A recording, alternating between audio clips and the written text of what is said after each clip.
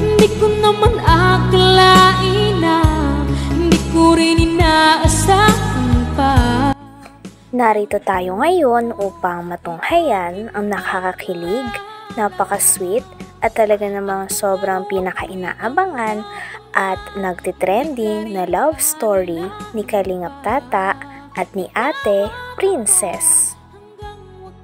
Sa pagpapatuloy ng ating istorya ay magkasama pa rin si Kalingap Tata at si Ate Princess na pumunta sa bilihan ng school supplies. Pagkatapos naman nilang bumili doon ay dumiretso naman agad sila sa food court at pumipili nga sila ng mga pagkain na gusto nilang kainin.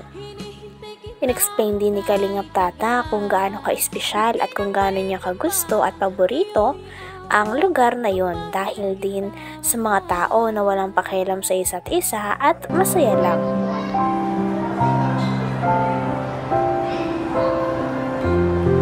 Maaga pa naman. Maaga pa naman, oo.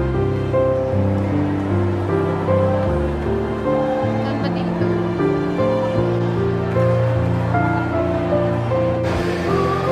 Ito muna tayo. Napagod ka ba? Talaga napagod mo. Kakapili ng mga gamit. Pero medyo maingay dito, ano? Maingay nga po eh. Kasi may mga nagsusumbal dyan sa baba. Meron din po na kumakanta. Dito. Oo. At alam mo, ito yung pinakasikat na ano ng mall. Nagkagait. Oo nga, dati. Plaza. Tetra Plaza. Kaya ito yung nagustuhan ko kasi napakilay mga tao dito eh. Oo nga eh. Grabe yung ingay ano, may kumakanta. Saka alam mo, dito mo pinasyal si Arjun. Si Arjun. Kaya pala. Kaya hindi ko makalimutan itong lugar na ito. Talagang Dito na buo yung Argel. Kaya Dito na kita dinala para kumbaga hindi siya masyadong maraming tao na nakakilala sa atin. oo nga eh. Tulad dun sa ibang mall, nakakilala tayo doon. Oo, no. Lalo na talagang Argel, talagang kilalang kilala. Kilalang kilala na. Nagutom ka ba? Medyo. Ha? Medyo. Okay, kain na tayo. Nagutom tayo. Ano gusto mo kainin? Ano po bang meron dyan? Ha? Ano meron dyan?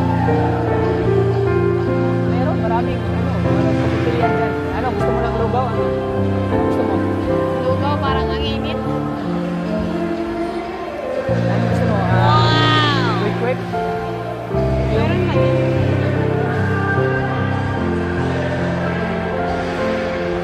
Grabe.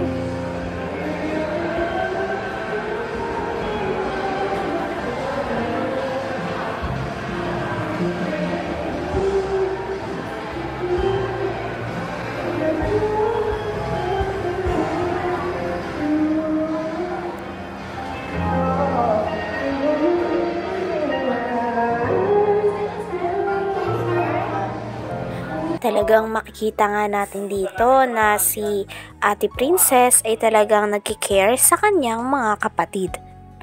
Tinanong kasi ni Kalingap Tata kung meron na daw bang school supplies ang mga kapatid niya na nakababata sa kanya. Sinabi naman ni Ate Princess na bibigyan niya na lamang daw ang mga ito kapag may pagkakataon at may natira sa mga school supplies na binili niya dahil wala pa daw school supplies sa mga kapatid niya. Sige na. Gutom na kasi yung eh. Doon kami Doon kami sa unahan. Pwede ba dun? Nasa dit naman naman. Pero yan, tapos na yan. Yan mo sa ano po kayo? Nakaitas mo yan.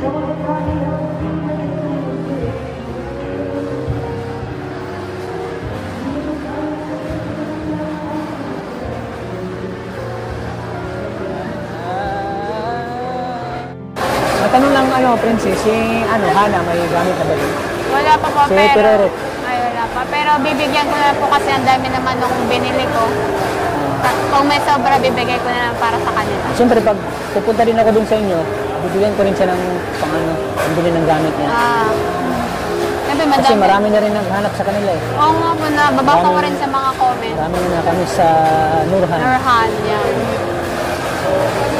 Kaya Sana abangan nila yung Nurhan. Abang. Siyempre, busy rin si ano eh. Si Busy rin Norman, lagi si no? Norman. Masyadong walang time. Sabi ko, kung may time ka, kita natin si Princess kasi marami yung naghahanap sa inyo. Ayun, kay Hana nga po yung love team nila. Madami na Gusto nila naghahanap. yung collaboration natin. Dalawa, yung apat. Gustuhan nila yun. Yung collab. Parang napansin ko wala atang kape ngayon na binili. Ha? Wala kang kape in order ngayon na. Yun nga eh, naisip mo? Napansin ko, may kape doon pero di ka nag-order. Nakalimutan ko pero bibili ako ngayon. Alam ko pag kumakain tayo, laging may kape eh. Lagi may kape, no? Hindi nawawala. Ngayon wala eh. Walang kape, no? Kaya pala naisip mo. Kaya pala Naisip ko tinignan mo walang yung kape. ano ko. Kaya pala tinignan mo yung lugaw ko. Ito lugaw lang walang kape. Bakit walang kape? Kaya tama pa na, no? Walang kape. Walang kape.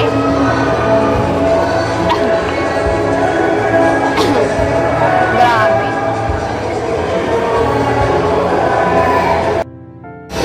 Naligaw ka? Ha? Naligaw siya. Naligaw siya. Grabe, ito na yung order. Ayan. Pangailan na natin ito, merenda para tayo masyadong lalaki. Kung tayo ng kain. Talagang nabusog nga si Ate Princess pati na rin si Kalingap Tata sa pagkain na binili nila. Pagkatapos naman nilang bumili ng pagkain at nabusog na rin sila sa mga kanilang kinain, ay nag-explore pa sila sa mall na yon at pumunta sila sa Play Zone. Isa itong arcade kung saan napakaraming mga games ang pwede nilang laruin at ma-enjoy ng magkasama. Isa na nga dito ang basketball at ang car driving.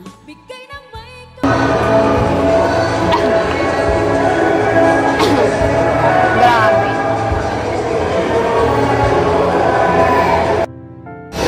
Naligaw ka? Ha? Naligaw siya. Naligaw siya. Grabe, ito na yung order. Ayan. Pangailan na natin ito, merenda para tayo masyadong lalaki. Kung tayo ng kain, kailangan din natin. Ay, merienda. Ano yung order? Yan, ay. Thank you. Diba, paborito mo yan, burger? More. Para magka-chubby-chubby ka naman kasi payat na na. Ay. Para yata nag-diet ka rin eh. Sobra na. Sobrang ka na sa diet eh. Kailangan mo rin magpa-chubby. Kailangan mo rin magkalaman. Ay, may laman na po yan. Charot.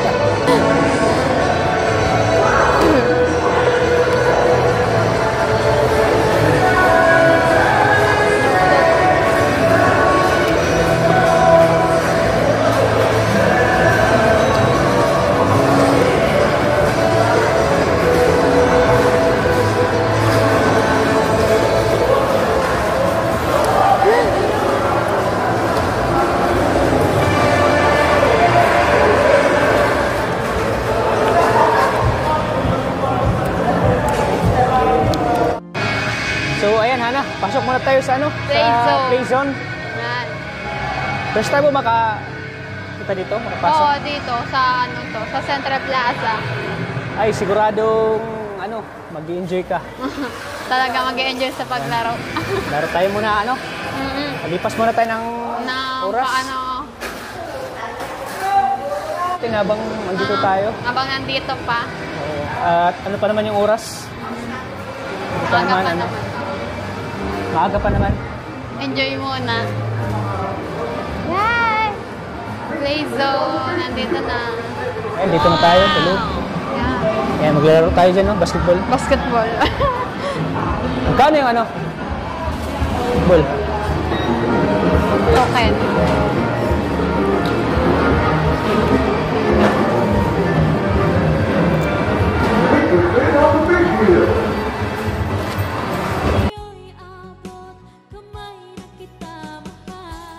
Hanggang dito na lamang muna ang ating nakakakilig, napaka-sweet at talaga namang sobrang pinaka nagtitrending na love story ni Kalingap Tata at ni Ate Princess. Maraming salamat sa inyong panonood. Hanggang sa muli. Bye!